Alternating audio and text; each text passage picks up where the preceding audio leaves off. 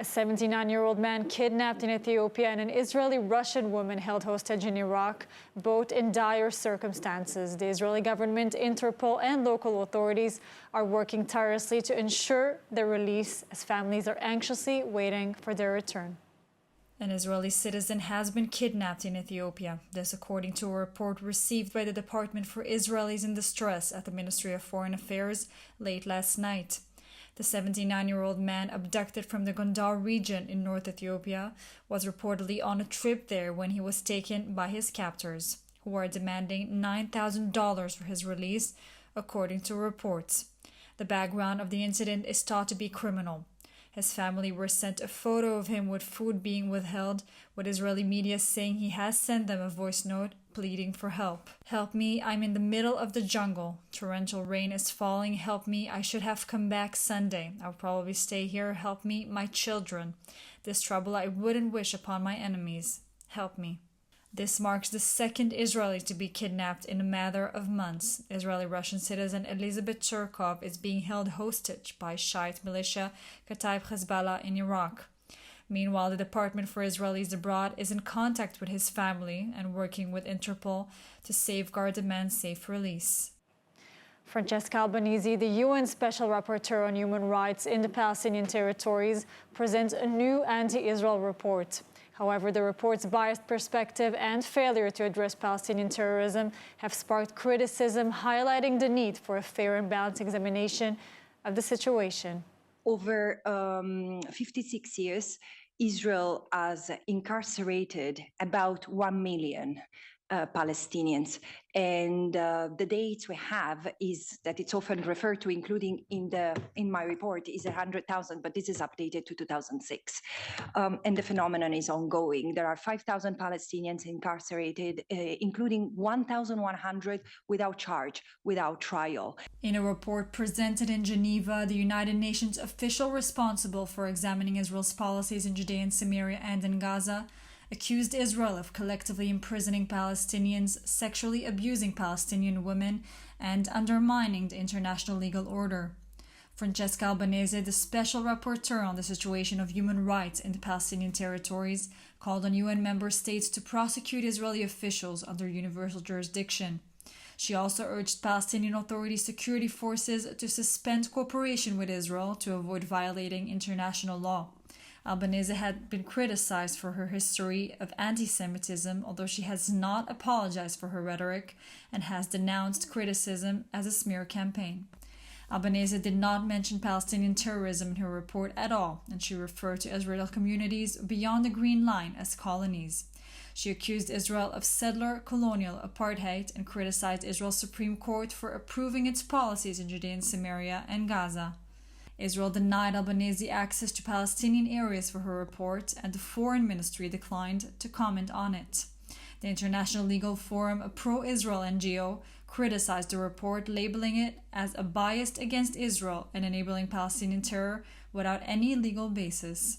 Israel and the United States have heavily criticized the UN General Assembly and the Human Rights Council for their disproportionate focus on Israel.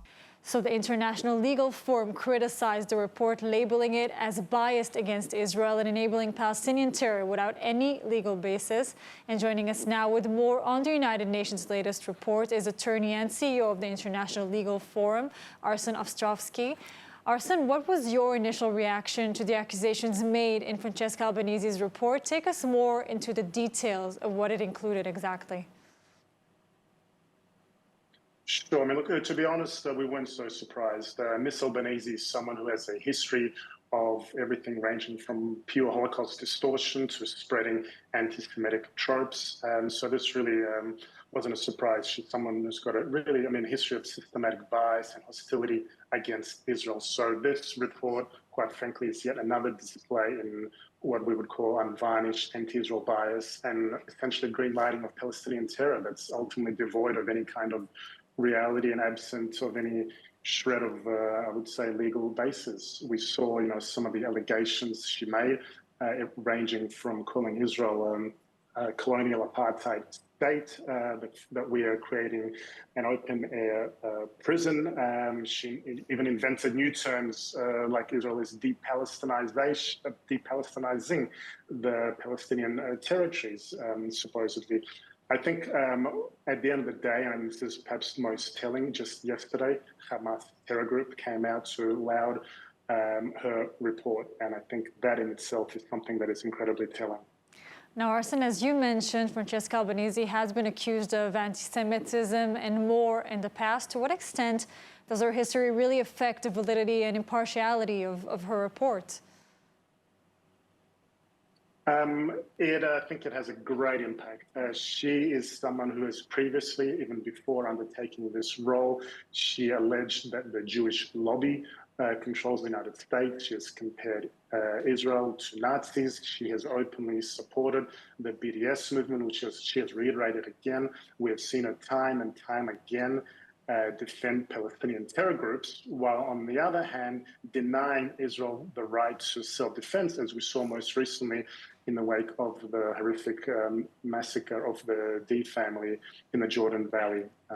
And only just recently, she actually said at a conference in Gaza directed to Hamas, the same Hamas terror group that just lauded her report. She said to them, you, and I quote, "You have the right to resist.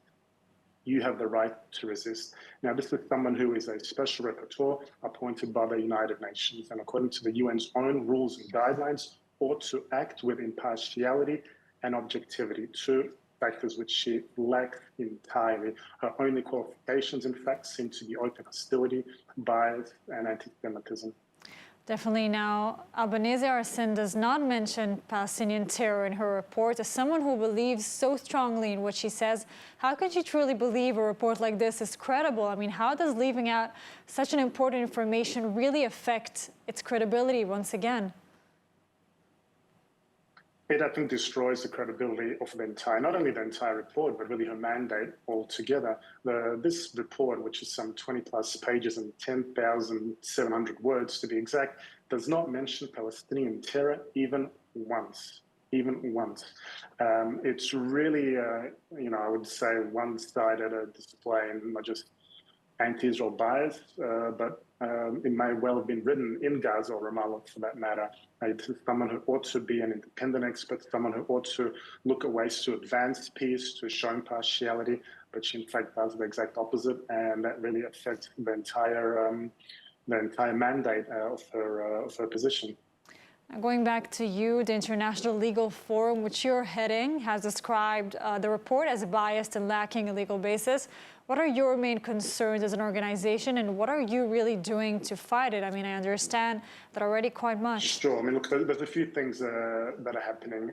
We recently, actually right after the massacre of the D family, when Ms. Albanese specifically claimed that Israel does not have the right to self-defense, really quite an atrocious statement to make in the wake of that massacre. We wrote to both the UN Secretary General as well as the UN High Commissioner for Human Rights, demanding her immediate dismissal for all the reasons that we outlined just prior, including her bias, her hostility, her anti-Semitism, and specifically the fact that she is in systematic breach of the UN's own guidelines, which require rapporteurs to act with impartiality and objectivity. We have also launched a global petition, likewise calling for her dismissal, which has now garnered over 6,500 signatures worldwide. Obviously, it's important to work with our allies and partners around the world, many who refuse to give her and her reports any kind of credibility, with a number of states having condemned the disproportionate treatment and bias with respect to Israel. And we're also working with our friends and allies both in the United States and Europe, specifically in the US. It's important to note that a bipartisan group from Congress earlier this year likewise actually demanded her resignation precisely because of her inability to perform her tasks with the level of objectivity necessary. And an Italian senator who was former, Italian Foreign Minister and Ambassador to the UN, likewise called for her dismissal. And that particularly is relevant because Ms. Albanese herself is Italian. At the end of the day, she is an official and representative of the United Nations. And the United Nations, specifically Secretary General Guterres, who has repeatedly committed to combating anti-Semitism and reiterating that there is no place for double standards, must make a clear stand and show that this kind of anti-Semitism and endorsement of violence against Israelis will not be tolerated at the UN, and not only dismiss her, but remove her mandate altogether. Of course, very important. Arsen, thank you so much for joining us today, and keep up your great work. Thank you as always. So we know the news is volatile and fast-paced, and we want to let you know that ILTV's new app is now available. So if you want to stay connected to the latest news from Israel, the Middle East, and the Jewish world, download our app now on all your devices. It's available in the App Store for both Android and iPhone.